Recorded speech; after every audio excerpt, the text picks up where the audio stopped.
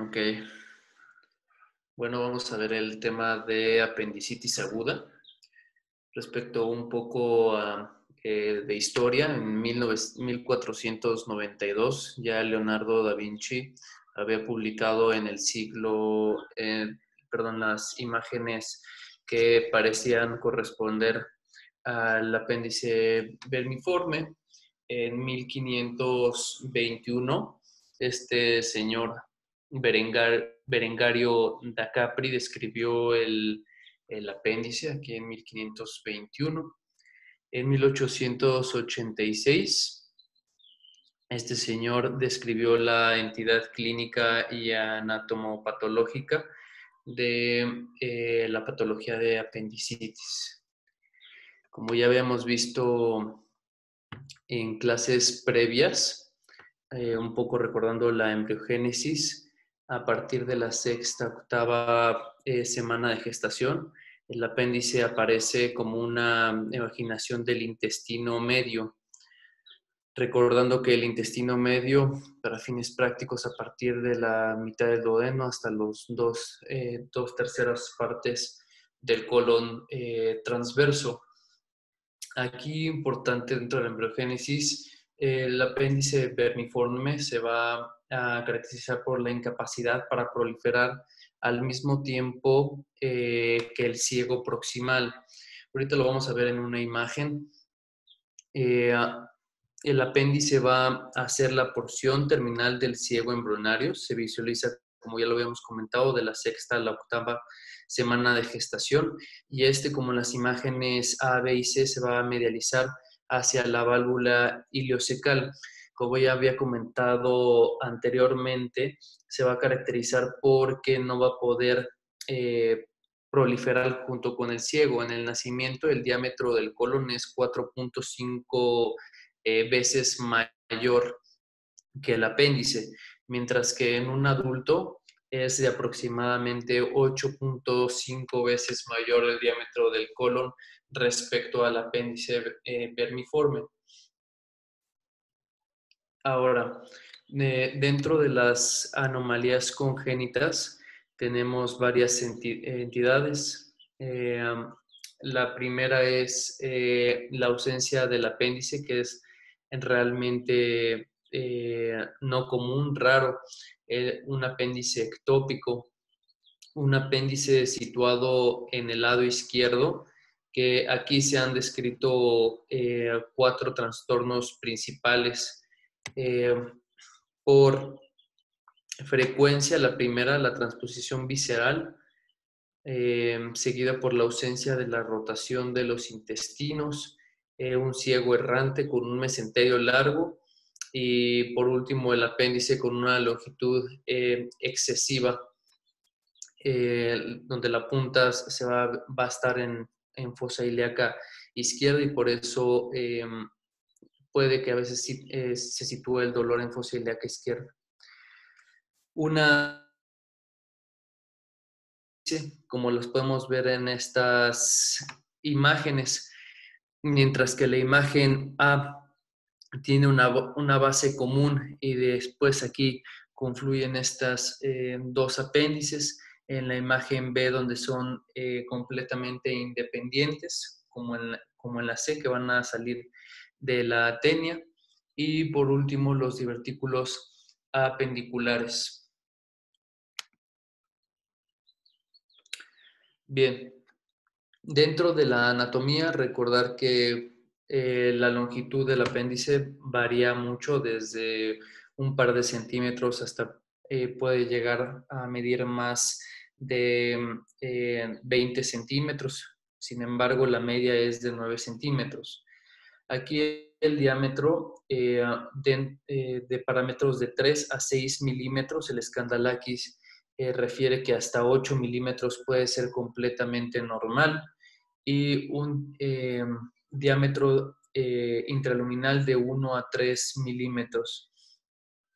Puede contener de 0.1 a 0.3 mililitros adentro del apéndice.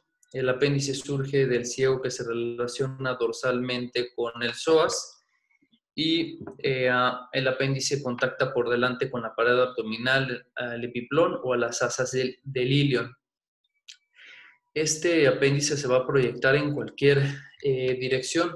Lo que estamos viendo en las imágenes, en la imagen A, es un apéndice con una posición retrocólica. En la imagen B, un apéndice con posición caudal o pélvica. En la imagen C, un apéndice con posición caudal hacia la derecha o un apéndice subsecal.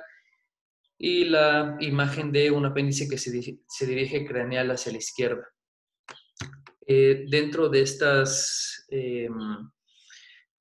proyecciones, la más descrita es un apéndice retrocecal que está descrita hasta en el 58% de los casos, seguido por un apéndice pélvico en el 23% de los casos y un apéndice subsecal en el 10% de los casos. Esto referido igual en el Scandalakis.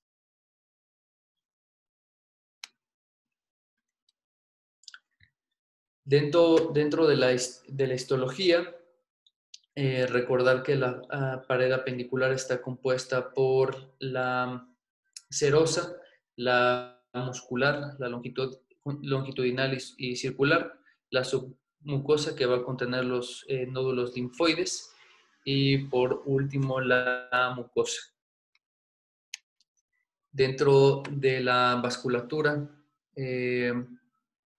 recordar que la arteria apendicular va a provenir de la arteria ileocólica y recordar también que existen 5 ramas que están ahí mencionadas de la arteria ileocólica: la cólica ascendente, la rama secal anterior, la rama secal posterior, la rama ileal y por último la rama apendicular. Dentro de las arterias accesorias, como podemos ver en la tablita de aquí abajo, el mayor número de las arterias accesorias apendiculares va a provenir de la secal posterior. También puede venir de esta asa arterial que va a comunicar la secal posterior junto con la arteria apendicular. Gran parte también puede provenir de la secal anterior. Y dentro de la inervación, esta inervación simpática del apéndice va a estar mediado por los ganglios mesentéricos superiores y celíacos y la inervación parasimpática por el nervio vago. La raíz torácica de la octava raíz conduce a la inervación sensorial del dolor. Y ahora ya un poco de la epidemiología de la apendicitis aguda. Es la cirugía de urgencia más frecuente. Se han reportado 11 casos por cada 10,000 personas al año. Tiene una ligera predominancia por los hombres, siendo 1.4 a 1 respecto a las mujeres. Y tienes un riesgo de padecer apendicitis aguda en el largo de tu vida, para los hombres de 8.6% y las mujeres de 6.7%. Vean, el 70% de los pacientes que cursan con apendicitis aguda son menores de 30 años y alrededor del 19.2% de las apendicitis se van a comportar como una apendicitis complicada. Obviamente en extremos de la vida, menores de 5 años o mayores de 65 años tienen mayor riesgo de complicarse. Dentro de la fisiopatología, es por causa de una obstrucción de la luz apendicular, generalmente descrita por un fecalito, que esto va a condicionar una inflamación de la mucosa y de la submucosa. Esto va a generar secreción intraluminal del apéndice, va a aumentar la presión intraluminal y aumenta también la presión capilar. aumento de la presión intraluminal de la pared y del capilar van a causar isquemia de la mucosa, va a haber traslocación bacteriana, se va a inflamar todavía más, va a haber edema, hasta producir necrosis, y esto va a condicionar a que se pueda perforar el apéndice.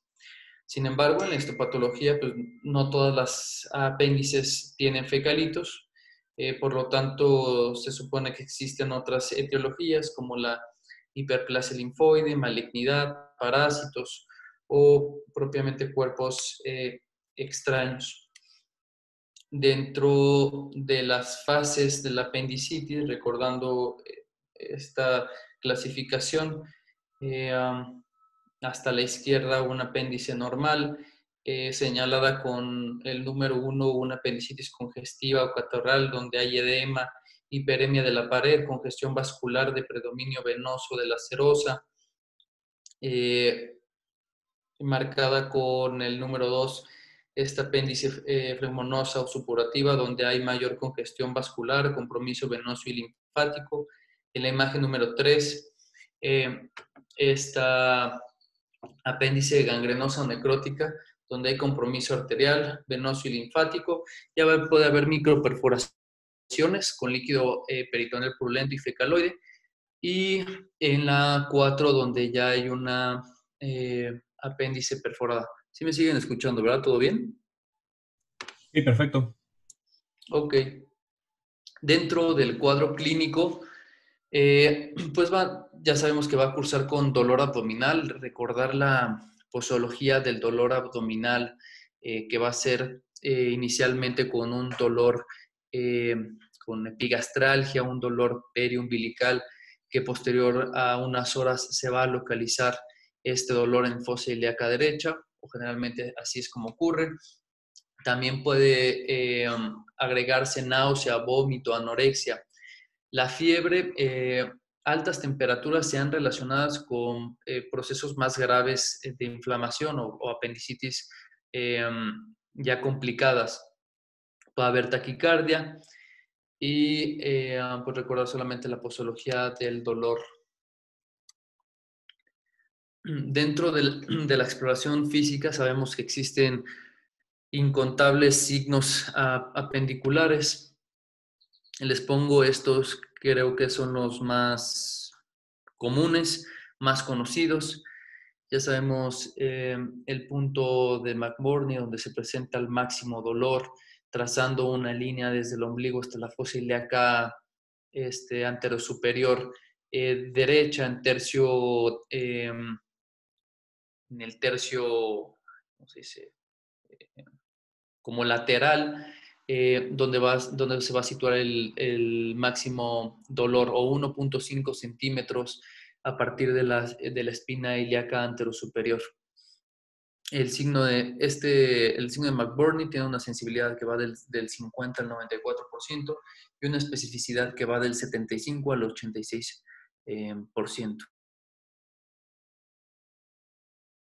De 22 al 68% y una especificidad del 75 al 86%. El signo del psoas, que es la extensión de la cadera. Estos generalmente va a ser positivo cuando es un apéndice retrocecal, que la sensibilidad va del 3 al 42%, una especificidad del 79 al 97%. Aquí podemos ver cómo con la extensión de la cadera es como se debe hacer la del psoas. Y la del obturador, que es la flexión de la rodilla junto con la cadera y después una rotación interna. Aquí hay una imagen donde lo detalla. El signo de Bloomberg, el de Dunphy, que es el dolor en fosa ilíaca derecha al toser. Encontré estos que no son tan conocidos, pero dentro de los no comunes, los que más generalmente se presentan. El signo de Lanz, que es el dolor en el tercio derecho, trazando una línea imaginaria entre las dos espinas ilíacas anterosuperiores. El signo de Morris, que es el dolor en lugar de McBurney, que es el lateral, este va a ser el interno y el medio de esta línea imaginaria que se traza. Y el signo de Chutreau, que es la desviación del ombligo. Aparte de esto, sabemos que existen innumerables otros signos apendiculares descritos. Toño, ¿cuál es el de Horn? El de Horn. Horn. Entendí otra cosa también. Como horny, pero horn. Como de cuerno. Excelente descripción. No recuerdo ahorita. Ese le jalas el testículo derecho y le duele la fosa ilíaca derecha. Ok, también el de Horn. No lo hagan. Es dato curioso nada más. También hay uno que es el del tacto rectal y igual puedes sentir ahí el plastrón apendicular o también dolor en la ilíaca derecha. Se han descrito muchísimos. Muy bien. Adelante. Bueno, dentro de los paraclínicos, lo que siempre hemos sabido que la leucocitosis mayor de 10.000 va a estar presente en el 80% de los casos, obviamente esta con una desviación a la izquierda. Y importante, encontré en el Main GOTS que se relaciona con la gravedad del proceso inflamatorio. Por ejemplo, aquí podemos ver unos parámetros de los leucos que pueden estar de 14.500 más menos 7.300, o ya te había hablado de una apendicitis gangrenosa de 17.100 más menos 3.900, o una perforada de 17.900 más menos 2.100. Puede haber una discreta elevación de las bilirrubinas totales y obviamente elevación de los marcadores inflamatorios. Dentro de los estudios de imagen, pues ya sabemos que la que tiene mayor sensibilidad y especificidad es la tomografía. Vean en esta tabla cómo la sensibilidad ronda al 96% y una especificidad del 96%. Obviamente las ventajas, tiene un alto índice diagnóstico y pues las desventajas que obviamente utiliza radiación y pues también se podría utilizar con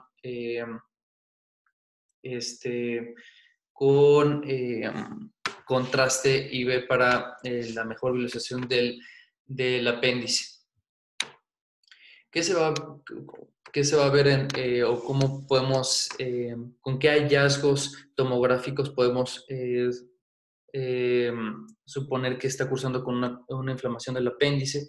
Un diámetro mayor de 6 milímetros con un lumen cerrado, recordando en diapositivas previas que autores describen que hasta podría ser normal 8 milímetros, pero con un lumen cerrado.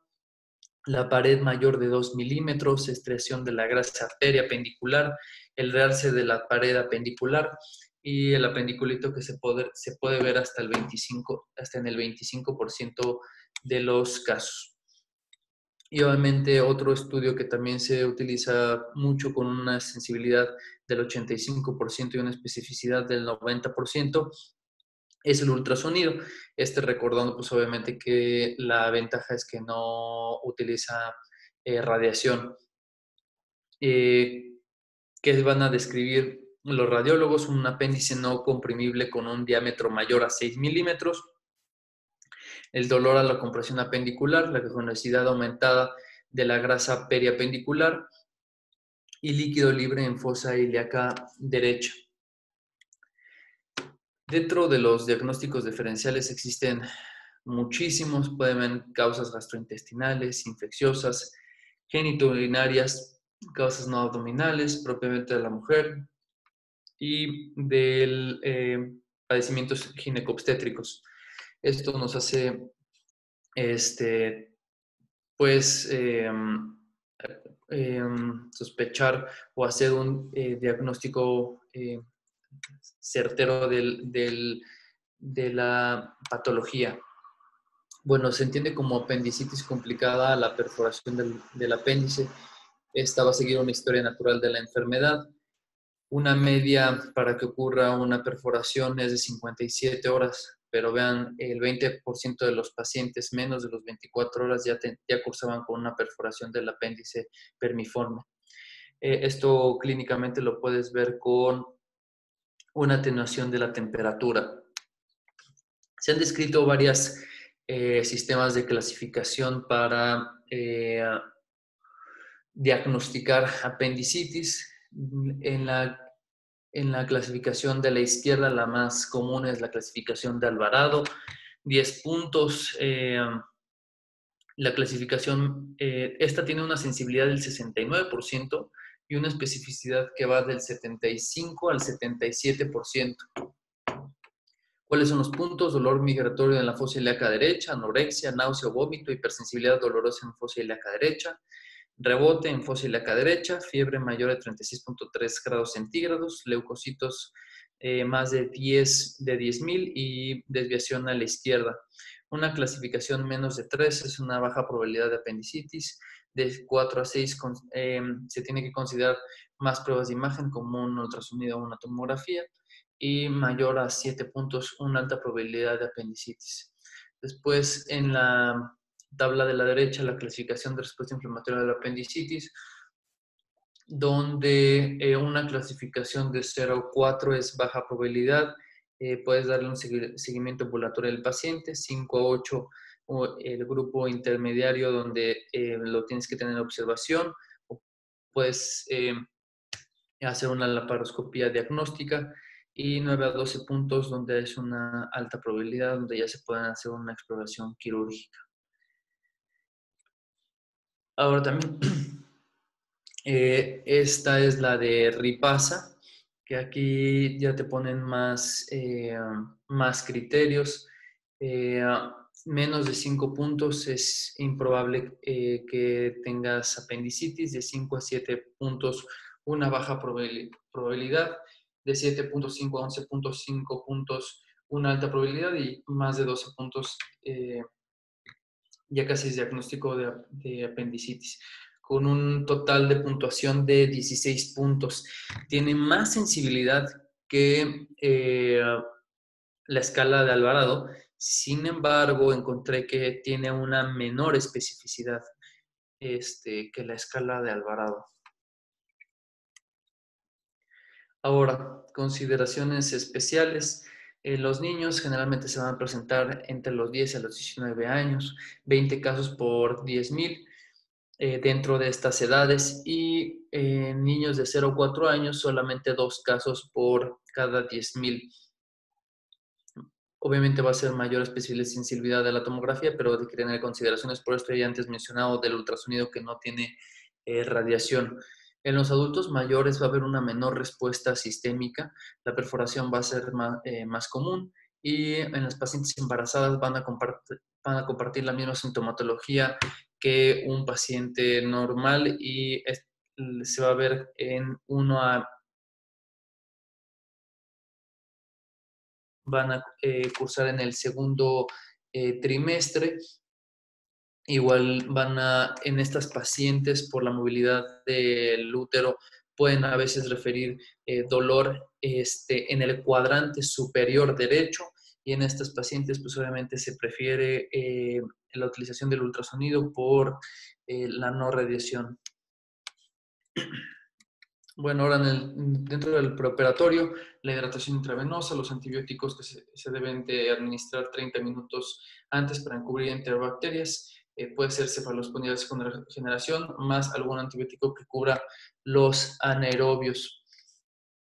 Dentro del tratamiento conservador, en este estudio a 5 años podemos ver que en el primer año se intervinieron el 27.3%, en el segundo año 34%, en el tercer año 35.2%, en el cuarto 37%. Para el quinto año casi 4 de cada 10 pacientes estaban reinterviniendo. Sin embargo, se ha descrito que el mejor esquema antibioticoterapia para el tratamiento conservador. Se basa con ertapenem, 1 gramo por día por 3 días intrahospitalario. Y después levofloxacino más metronidazol por 7 días. En este estudio, con esta revisión sistemática de metaanálisis, entraron 20 artículos, 10 artículos de ellos hablando de adultos, 10 en niños. Tuvimos un total de pacientes de 3.618, dentro de los cuales 1.743 de ellos fueron tratados con antibioticoterapia y 1.875 con cirugía. En este artículo tuvieron como objetivo primario pues, el éxito del tratamiento sin complicaciones, la eficacia del tratamiento en 1 año, la comparación de apendicitis complicada con peritonitis en el tiempo quirúrgico, ya sea que cursaron primeramente con la cirugía o los pacientes que tuvieron recaída posteriormente al tratamiento con antibioticoterapia, y las complicaciones post-tratamiento y complicaciones quirúrgicas. Entonces, como podemos ver aquí, lo importante de esta tabla dentro del cuadro azul es que dentro de los pacientes quirúrgicos tuvo un éxito casi el 93.1%, y de los pacientes que cursaron con tratamiento con antibiótico solo el 72.6%. Esto solamente en 1 año. Entonces tuvimos un fallo al tratamiento del 27% en 1 año. Ahora, también aquí, bien importante, en la tabla, en la 1-3, en la tercera columna, ya que se operó, bueno, ya dentro de la cirugía, en los pacientes que se trataron primeramente con cirugía, solamente el 12.8% de estos pacientes cursaron con una complicación de apendicitis o una apendicitis perforada en el procedimiento quirúrgico. En comparación con un 21.7% de los pacientes que tuvieron falla al tratamiento con antibiótico.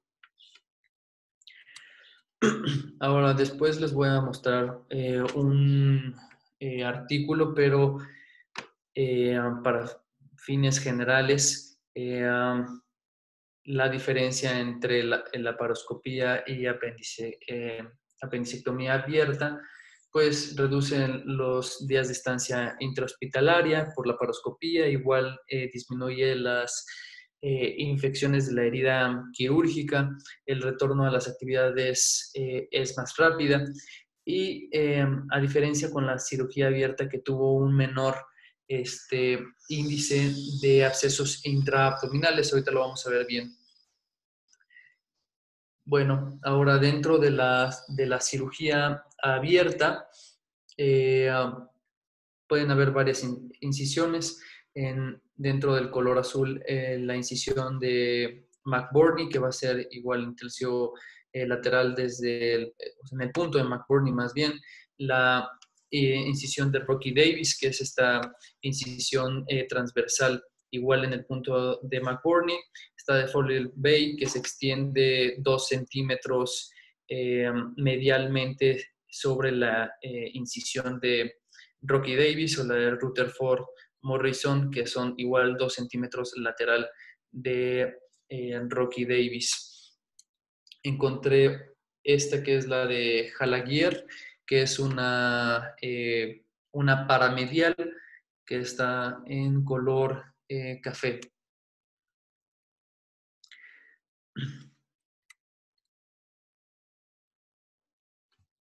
Bueno, entonces, por paso solamente sería piel, tejido celular subcutáneo, Camper, Scarpa, Gallaudet, seguido por la poneurosis del oblicuo externo, separación de las fibras del oblicuo interno, transverso, en la fase transversalis, y cuando llegas ya al peritoneo, accedes a la cavidad, encuentras el apéndice, el meso del apéndice, ligas la arteria apendicular, y después ligas la base del apéndice para hacer el tratamiento del muñón apendicular. Cierras por capas el peritoneo y después vas a la aponeurosis del oblicuo externo para finalmente cerrar piel. Creo que esto queda bastante claro y también lo importante es el manejo del muñón apendicular. Existen dos manejos del muñón apendicular, uno no invaginante y otro invaginante. Clásicamente el manejo del muñón apendicular no invaginante es descrita por Puchet, que solamente es ligar el muñón apendicular. Dentro de los manejos del muñón apendicular invaginante, una de las más conocidas, este señor es Halsted, eh, donde describe esta jareta en bolsa de tabaco con una ligadura del muñón apendicular. Literal va a ser la jareta en el ciego para después invaginar el muñón apendicular. Otro manejo del muñón invaginante es la de Zuckerman, donde vas a poner, se ve bien en la imagen 17, un punto en Z para después pues ayudarte con tu disección e invaginar el muñón apendicular. Queda invaginado. Pero ahí en la imagen no está imaginado, ¿no? Pues en la figura 18. Ajá. Pues ahí se ve todavía arriba a la derecha, ¿no? Es que lo que yo creo que está ahí que se ve en la 18, yo también cuando vi la imagen me saqué onda, pero yo creo que lo que está Es, ahí que es se ve el... expuesto es el meso. Ok. No parece, porque tiene Ajá. luz. Pero me gustaría creer que eso es el meso y que no está invaginado, sino que está ahí como por un lado, y que realmente se invaginó el apéndice. O sea, Pero, pues, quién sabe. La idea es que sí invagines el apéndice. o Si sea, que eso es el apéndice, pues medio no de se la Z. imaginó. Exacto. Sí, exacto. La Z va, bueno, el apéndice debería ir justo en medio de la Z para que eso se meta. Ajá. Y de la técnica abierta, no sé si aprovechando que están aquí tú y Santín, o sea, lo que yo he visto es que en los públicos, cuando haces un apéndice abierto y en especial cuando es una incisión chiquita, pues a mí la parte más como laboriosa muchas veces me parece encontrar el apéndice. Entonces creo que si ahorita nos pudieran dar unos tips para encontrar apéndices, o sea, para sacar apéndices fácilmente, creo que sería muy valioso. Hijos, mano. Pues no sé, Jorge, qué opine, pero no hay una técnica como descrita para encontrar el apéndice. La verdad es que yo se los digo con honestidad también, cirugía abierta de apéndice por una Rocky Davis o una McBurney, yo no hice así muchas, yo creo que hice en el servicio social, sobre todo en niños, y es entrenar tu dedo. O sea, es básicamente meter el dedo y empezar o sea, guiarte como a ver dónde está el ciego, te pegas un poco como a la corredera derecha, vas bajando tus dedos a tratar de seguir el ciego y donde encuentres el plastrón. O sea, normalmente lo que sí es que ya son apéndices que no son, pues, cuando vas al servicio y pues, gente que no tiene tantos recursos, la verdad es que se aguanta bastante el dolor. Entonces llegan un poquito más inflamadas que lo que te toca ver en el hospital, por ejemplo, en el ABC. Entonces no es tan difícil sentir los plastrones, pero de repente sí batallas. Sí. O acabas agarrando una trompa de falopio, ¿no? Y la regresas. Sí, no, a veces no es tan fácil. Eh, y a veces no nomás encontrarla, sino ya que la encuentras, tratar de liberarla, porque se hace como un pequeño plastrón, entonces liberar la punta, para exponerla y o sea, sacarla y entonces poder ligar y hacer lo que tienes que hacer. Pues ahí el mejor consejo es si no lo estás logrando y ya te extendiste un poco en tu Rocky Basis o en tu McBurney y no lo estás logrando, pues tienes que resolver el problema. Entonces, ni modo, línea media y a resolverlo. Va, No claro. sé qué opine el maestro Santín. No, mi maestro es el doctor Molina, pero bueno, yo soy más viejo que el doctor Molina. Yo sí operé muchos apéndices abiertas, demasiadas. Entonces, o sea, ¿qué es lo que nos dice la literatura? Que hay que buscar las tenias. Vete al colon, busca las tenias y sigue las tenias hasta el ciego, y a veces es muy difícil. Las apéndices complicadas normalmente son retrosecales y subserosas, entonces a veces cuesta más trabajo identificarlas. Las condiciones de los tejidos, las condiciones locales, si está abscedado, si está pegado el intestino delgado, si está pegado los órganos genitales femeninos, todo eso tiene o implica mucho más riesgo de disección y mucho más dificultad de disección. Entonces, mis recomendaciones serían, si tú no lo encuentras, libera todo el colon, despega el colon de la pared, de la fascia mesocólica derecha, libéralo todo, bascúlalo, métete por abajo, libera el ilion y identifica perfectamente bien todas las estructuras antes de tomar una decisión de decir, ¿es esto o no es esto? Porque muchas veces, como decía Pano, las apéndices generalmente que cuestan trabajo identificarlas son las apéndices complicadas. Son apéndices que a lo mejor ya no tienen pared, probablemente ya no encuentres ningún tejido apendicular, a lo mejor identificas un hoyo. Entonces, el liberar el ciego de sus estructuras o de sus fijaciones anatómicas es muy importante para que tú puedas movilizarlo e identificar las estructuras. Y otra cosa súper importante que yo lo aprendí cuando era residente es que a veces yo me empecinaba mucho en meter las apéndices, quería hacer una Rocky Davis, quería hacer una McBurney, etcétera, incisiones pequeñas, locales, etcétera. Y generalmente cuando tú valoras al paciente, puedes más o menos indagar si el paciente ya está avanzado o si está complicado. Entonces, no te metas en problemas, hazle una incisión en línea media. O sea, no empieces haciendo una incisión pequeña. Si tú sospechas que el apéndice ya está complicada, se te va a dificultar más. Como dice Francisco, si empiezas con una Rocky Davis y no la encuentras, la cierras o la amplías, o lo que haces es haces una línea media. Entonces, cuando tú tienes muchas dudas de la complejidad del apéndice, mejor entrarle por línea media y quítala. Y si de todas maneras la apéndice está relativamente normal y sencilla, la quitaste más fácil por la línea media, no tuviste complicaciones y el paciente va a tener un beneficio. Pero si te sospechas que está complicada, no hagas una incisión pequeña, entra por la línea media y resuélvelo por la línea media de una vez por todas, ¿no? Esa sería mi aportación.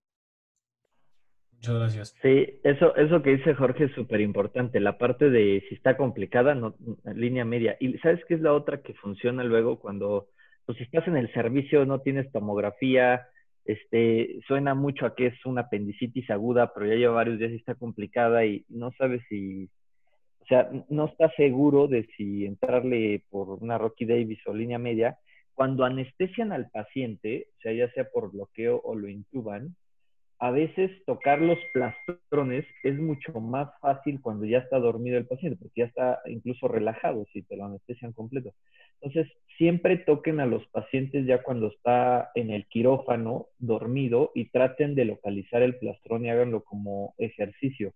Y ya, si de plano están sintiendo una masa dura, un plastrón así muy claro, pues ahí sí, ni le intentes Rocky Davis, o sea, vete a la línea media y eso te ayuda mucho, porque a veces cuando están con mucho dolor, palparlos con la resistencia muscular que hacen en urgencias o es difícil identificar un plastrón o algo complicado. Pero ya cuando están dormidos y están intubados y tóquenlos con los abdómenes suaves, que ya no se queje el paciente y eso también te da mucha información. Gracias. Gracias. Y otro manejo del muñón es esta de Parker Kerr, que son los puntos de Connell y Mayo, que les dejo una imagen. Igual es un procedimiento invaginante. Ahora, el muñón apendicular tiene que medir menos de 5 milímetros para evitar el riesgo de tener apendicitis en muñón apendicular. Bien, ahora, dentro de la apendicectomía por la laparoscopía, 3 trócares son colocados, uno umbilical, otro suprapúbico y el tercero puede ser en el cuadrante inferior derecho o izquierdo. Yo he visto que tienen preferencia por el lado izquierdo para manipular mejor el apéndice. Identificas el apéndice en la base del ciego, pues hacer adherencia o lisis, de división de peritoneal lateral, expones el mesopéndice, haces la ventanita y pues procedes al ya el corte del apéndice. Ahora, en este artículo comparan los métodos del cierre del apéndice por apendicectomía. Se incluyeron 8 ensayos controlados y aleatorizados, donde estuvieron involucrados 850 pacientes dentro de 1995 y en 2015. Como objetivos primarios tuvieron una total de complicaciones intraoperatorias y postoperatorias. Las intraoperatorias, sangrado, ruptura, lesión visceral hueca o fuga, y dentro de las postoperatorias, infección superficial o profunda, sangrado, ilio y peritonitis. Ahora, aquí compararon el cierre mecánico con engrapadoras o clips versus las con ligaduras, ya sea con endoloops o con nudos intracorpóreos. Y bueno, aquí podemos ver que se utilizaron 431 con algún tipo mecánico y 419 con los endoloops. Y tuvieron, dentro de las complicaciones totales, tuvieron menos complicaciones con el cierre mecánico que con las ligaduras, ya sea con los endoloops o con los nudos intracorpóreos, siendo 65 con los mecánicos y 86 con los endoloops. Entonces, pues hay una disminución de las complicaciones totales. Entonces, en total fueron 65 versus 86, y dentro de las intraoperatorias hubo 26 para el cierre mecánico versus 32 con el cierre con endoloops, y las complicaciones postoperatorias 39 con el uso del cierre mecánico contra 54 con el uso de endoloops. Entonces, en el total hubo una disminución con las mecánicas, y las intra y postoperatorias igual una disminución con las mecánicas en contra de los endoloops. Ahora, de los objetivos secundarios, tuvo una disminución de 9 minutos la media con las mecánicas. Desde la distancia intrahospitalaria fue casi exactamente lo mismo. Sin embargo, tuvo un aumento de 3 veces más dentro de los costos con las mecánicas versus los endoloops o los nudos intracorpóreos.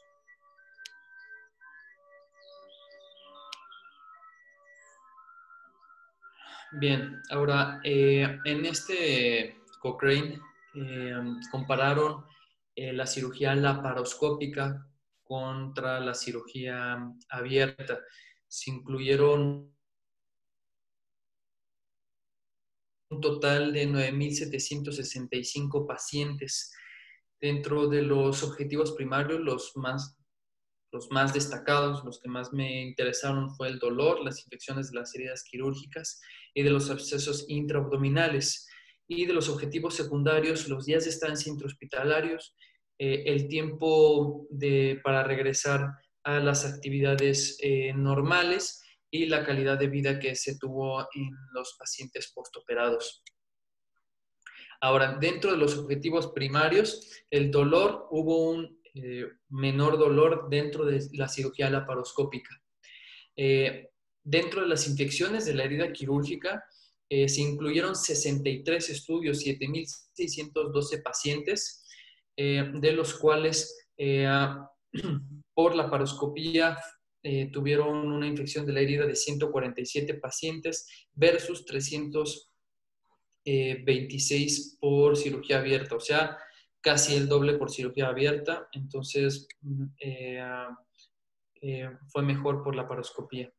Y de los abscesos intraabdominales, se tuvo un total de 53 estudios, 6.677 pacientes, teniendo un total de eventos de 66 por la paroscopía contra 40 por la paroscopía. Entonces aquí hubo una mayor incidencia de los abscesos intraabdominales por cirugía por la paroscopía.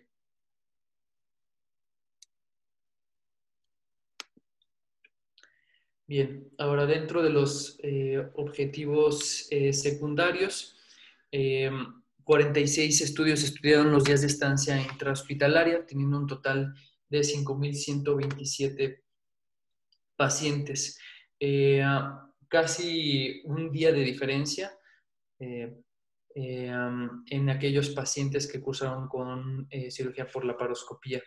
El tiempo de recuperación, casi 5 días en cirugía por la paroscopía, y la calidad de vida casi fue la misma en las dos, la paroscopía tanto abierta con un seguimiento de 6 semanas a 6 meses. Y del postoperatorio, en pacientes con apendicitis no complicada, una media de estancia de días intrahospitalarias de 24 a 48 horas, cuidados similares entre los dos tipos de apendicectomía.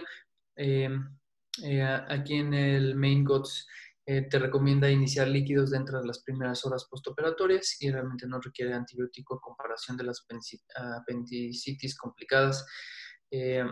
Aquí lo que mencionaban en el Main GOTS es que se recomendaban puntos simples de 2 centímetros de diferencia en los puntos dérmicos en las apéndices muy contaminadas para disminuir el riesgo de infección de la herida quirúrgica.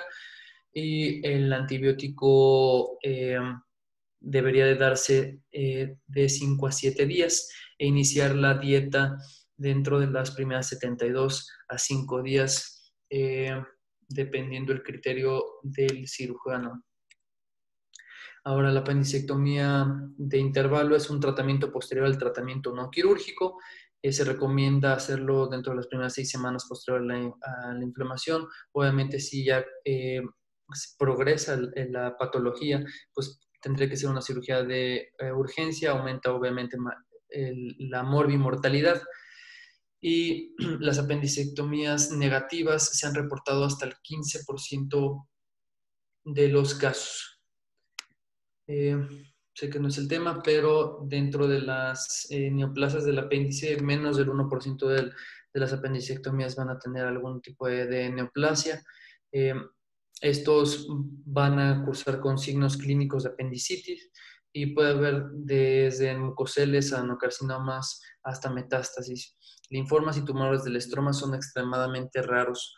Dentro de los mucosales, el quiste simple es el más común, pero puede haber los cistoadenomas mucinosos, el cistoadenocarcinoma mucinoso y el pseudomixoma.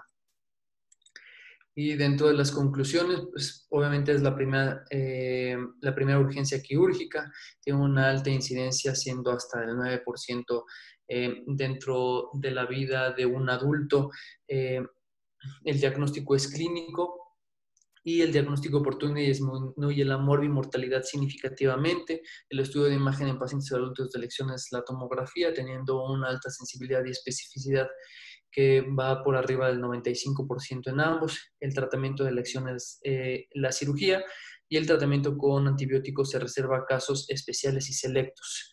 Es un tratamiento quirúrgico que relativamente es seguro. Y no sé si tienen alguna duda o comentario. Eso sería todo.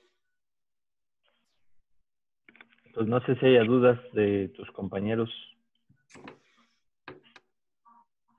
En el caso de las apéndices que están subserosas, ¿cuál es como la mejor forma de abordarlas? ¿Tú qué dices, Toño? Abordarlas abiertas contra versus la paroscopía o... O sea, yo la verdad nunca he visto una, o sea, me comentaron una, por ejemplo, en el ISSSTE, pero dicen que son como muy complicadas de, pues, de quitar. Pero, o sea, el reto de ahí es la buena disección del apéndice. Ujú. Está pegada al ciego, pero no, yo tampoco he visto alguna. O sea, sé que son igual difíciles de hacer la resección apendicular. De hecho, es un factor de riesgo para no encontrar bien la base del apéndice. Y esto hace que a veces en las apéndices subserosas el corte o la disección del apéndice sea muy larga, pero no sé más. Mira, yo creo que a las que se refiere Flor es que estas como apéndices subserosas, las retrocólicas, que son las que se meten prácticamente, que son realmente subserosas, pues son complicadas desde el punto de vista pues de o sea, como ir disecando el apéndice. La gran mayoría de los pacientes así, lo que tienes que hacer es abordarlos como si fuera un tumor de colon y los tienes que vascular. Entonces hay que abrirles todo la línea de Toll del lado derecho, levantar bien tu colon y ir buscando el trayecto del apéndice. Más bien lo que más te ayuda es ver dónde terminan las tenias, buscar la base y ir como de forma de proximal a distal, buscando hasta que encuentras la punta. Y entonces la vas como traccionando y vas jalando un poquito. Si de plano no estás pidiendo por la paroscopía, pues lo abres y es mucho más fácil. O sea, si en algún punto se vuelve complicado por la paroscopía, lo que tienes que hacer es darte cuenta pronto que no estás avanzando y convertirla. Y eso es lo que te hace que puedas resolver el problema. Sí son más latosas y los síntomas también son más atípicos, con dolores más hacia el flanco derecho, hipocondrio derecho, pero no, ya les tocará ver, ¿no? O sea, no es un verdadero problema y si se te atora, pues la acabas convirtiendo. Ok. Doctor, gracias. Yo tengo otra pregunta.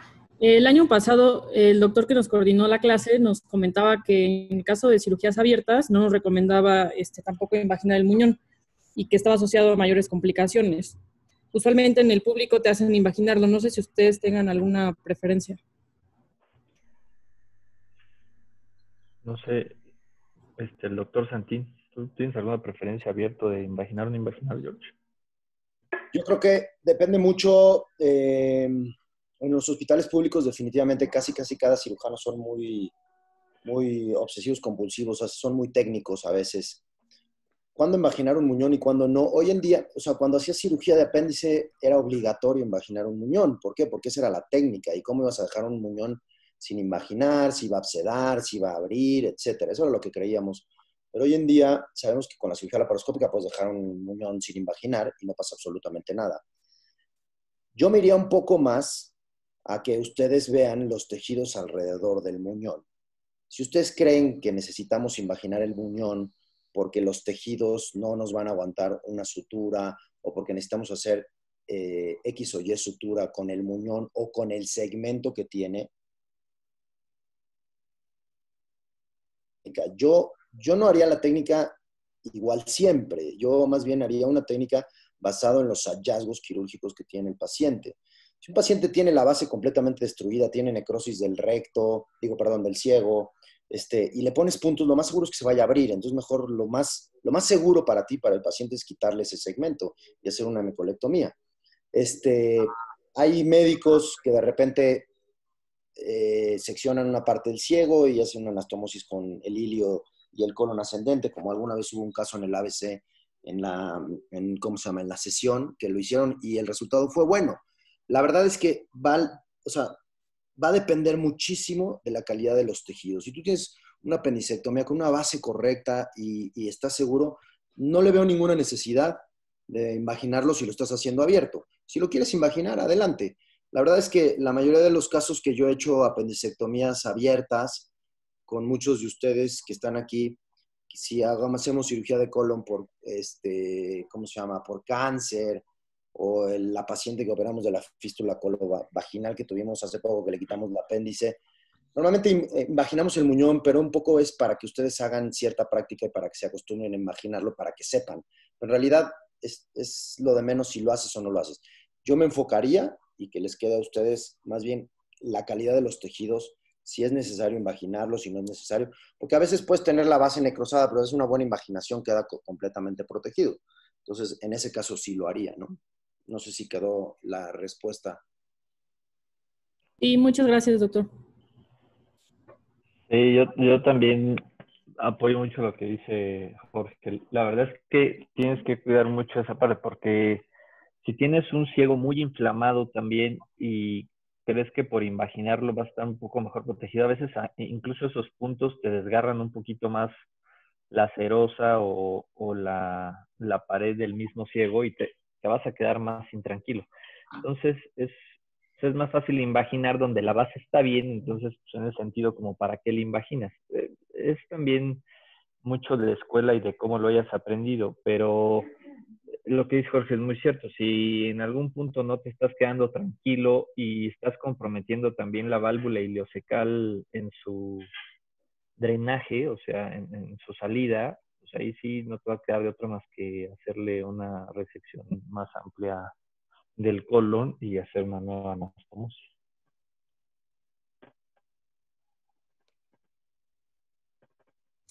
Gracias. Sí, gracias. Yo tengo otra pregunta. O sea, ¿en qué casos cuando hay como perforación en la base o muy cercano a la base, o sea, ¿en qué casos se recomienda hacer una hemicolectomía derecha? O es que he visto a veces que hacen como una cectomía parcial, así como con la grapa que te dan solo parte del ciego. O sea, como que, ¿qué recomiendan? Híjole, pues a lo que te dé el ciego. Si estás por la paroscopía y te... Lo que pasa es que el ciego pues varía de persona a persona, que es prácticamente lo que tienes distal a la válvula ileocecal. Entonces, si tienes compromiso de la base, pero logras medir que con una engrapadora de 60 milímetros alcanzas a cerrar perfecto la base sin comprometer la válvula, pues le sueltas un grapadazo así, obviamente con tejido sano. Eso es lo que dice Jorge, es lo más importante. O sea, que siempre tengas tejido sano con que estés trabajando, porque de ahí que con todo y engrapadora, que es muy confiable, se te puede abrir si el tejido está muy edematoso o está isquémico, o tienes un proceso infeccioso como localizado fuerte.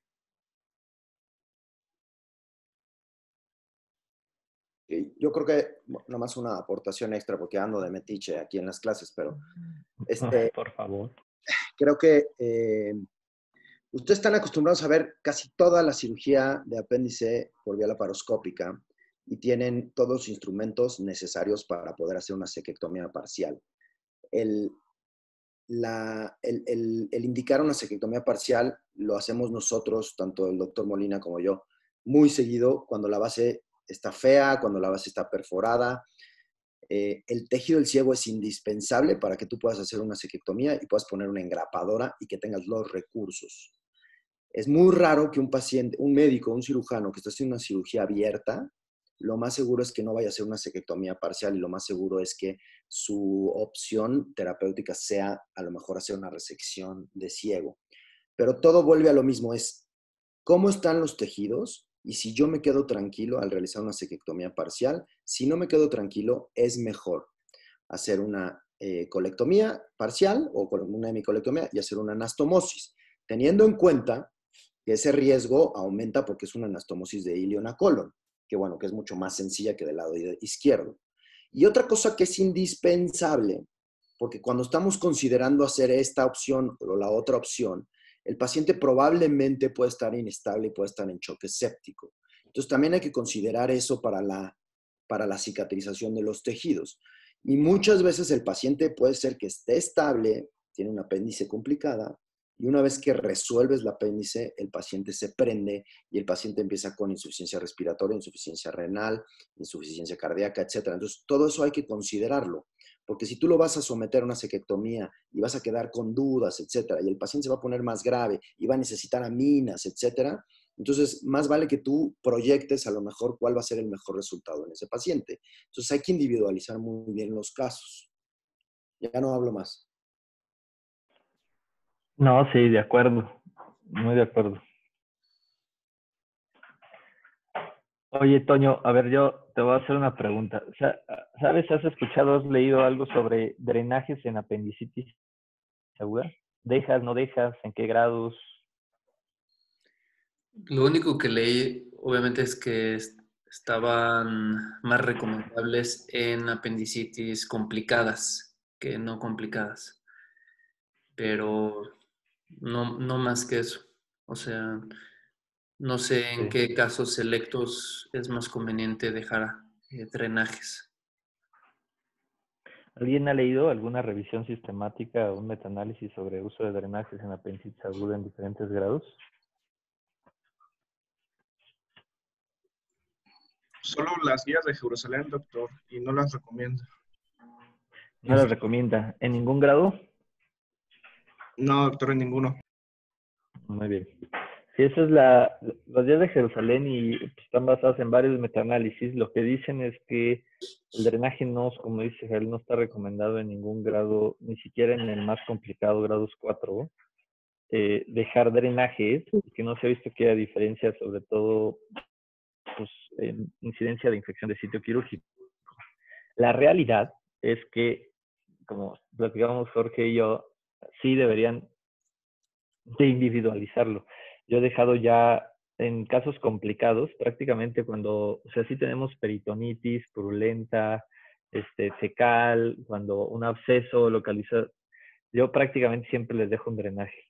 Creo que eso más bien lo vas aprendiendo un poco con el tiempo, la experiencia, y aunque la literatura podría sugerirte no hacerlo, yo les diría que sí lo hagan. Si ya lo pensaron y se quedan con inquietud, es mucho más fácil después quitarle un drenaje que pues tener que resolverle el problema que típicamente pues tendrías que pensionarlo, volverlo a operar, etcétera, etcétera. Entonces, si les preguntan para examen, la respuesta es no está indicado en ningún grado. En la práctica ya cambia un poquito eso. Ese es como mi consejo, ¿no? Quien dejar no lo deje. Ok. Y ¿qué otra cosa te quería preguntar? Hay unas guías buenas que digo ya nada más eso para todos las deberían de leer, todos lo deberíamos de tener buena, pero hay unas guías del SAGES que pues, como que las actualizan cada cierto tiempo, la última tiene un par de años, sobre cirugía laparoscópica en pacientes embarazadas. No nada más es de coles, no nada más de apéndices, de cole, de CEPRE, o sea, toda la parte que tiene que ver con radiación y seguridad en pacientes embarazadas de laparoscopía. Si quieren, al rato se las mando para que lo lean, porque sí son como casos especiales y también los deben de saber manejar y explicar. O sea, deben de saber sobre todo el riesgo que tienen las pacientes, porque te lo preguntan, o sea, si en algún momento tú le haces un ultrasonido y no tienes resonancia y no te acaban de resolver si esto es una apendicitis aguda o de qué es el abdomen agudo que trae o bueno, el abdomen agudo, el dolor, donde no estés como bien seguro de si lo vas a meter o no. Si le haces una tomografía, se puede, no se puede, en qué trimestre sería mejor. Obviamente, pues si es una urgencia, una apendicitis, teratogénesis, riesgo de leucemia, cuántos miligrays te da una tomografía, eh, si vas a hacer una colecistectomía después, le puede ser colangio transoperatoria, no, si le hace CEPRE, cuánto pago. Ese tipo de detalles que son, pues hay que tenerlos como presentes para cuando les pase y saber cómo actuar y qué explicarle también a los pacientes, ¿no? A su paciente embarazada. O sea, a ratito se las mando si quieren para que las lean. Ok, gracias. Mil gracias. ¿Alguien más?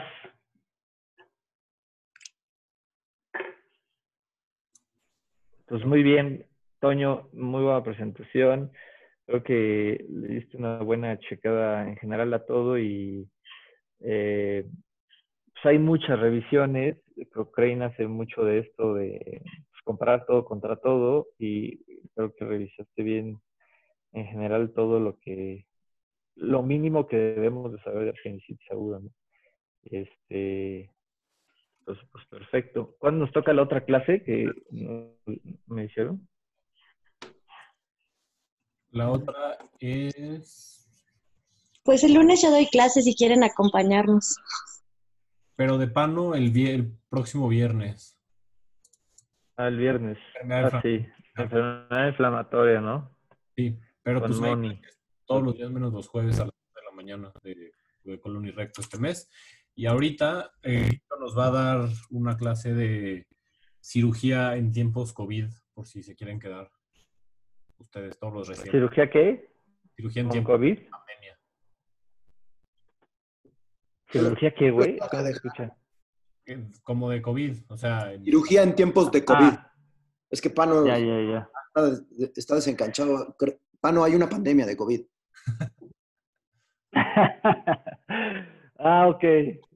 Bueno, está bueno. Yo los dejo, pero el lunes los veo con mucho gusto. Estoy ahí metido en las sesiones para aprender también. Muchas gracias, doctor. Gracias, doctor.